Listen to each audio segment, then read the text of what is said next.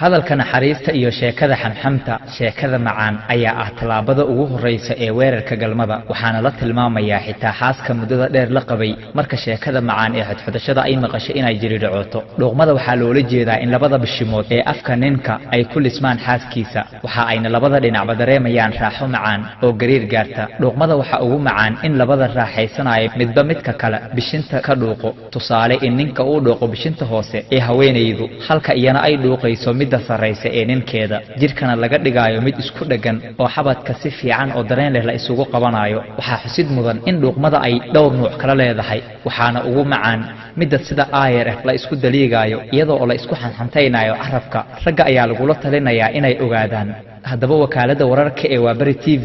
ayaa ragga kula talinaysa inay ogaadaan in haweenka ay jecel yihiin dhuuqmada in bishinta hoose si macaan looga dhuuqo iyada oo gaarta inay soo bararto markaasna si yar irkaha ugu riixaan waxaana la doonayaa inuu ugu jaqo sida inuu malab dhuuqaayo oo kale haddaba dhanka kale waxaa mudan in haweenayda ay raaxo waali ah ka heshay marka laga dhuuqo ibta naaska ee kore calaamada madow ee loo yaqaano mantiqada ayaa ah goobta ugu raaxada badan ee haweenka ay ka helaan raaxada xilliga galmada haweenka kacsi waali ah ay ka qaadaan iyo istiin macaan marka si toos ah looga dhuuqo ibta naaska iyadoo si khafiif ah uu ugu qaniinayo tusaale adiga oo ilkaha dhex gelinayo si khafiif ah kuna korjiidayo naaskeeda taasi waxa ay haweenayda ka dhigtaa mid ay u dhiibto dhammaan dareemaheeda ninkeeda dhuuqmada ibta naaska ayaa haweenayda waxa ay ka qaadaa ilmo waali ah iyadoona jirkeeda uu soo tuuro dheecaan shumiska calaacasha gacanta iyo xagasha lugta oo haweenka istiin ay ka helaan calaacasha oo laga shumiyo iyo xagasha hoose ee lugta haweenka raaxo macaan ayay ka helaan waxaa kale oo jira haween in laga shumiyo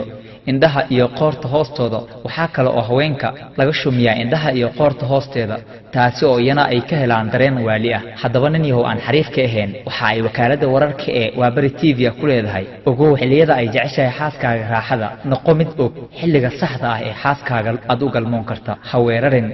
hana u galmoonin xaaskaaga iyada oo aanan diyaarsanayn iska hubi in aad diyaar ka dhigto jirkeeda nafteeda iyo macaan qalbigeeda markaasna aad si fudud weerar ku qaadid mahadsanid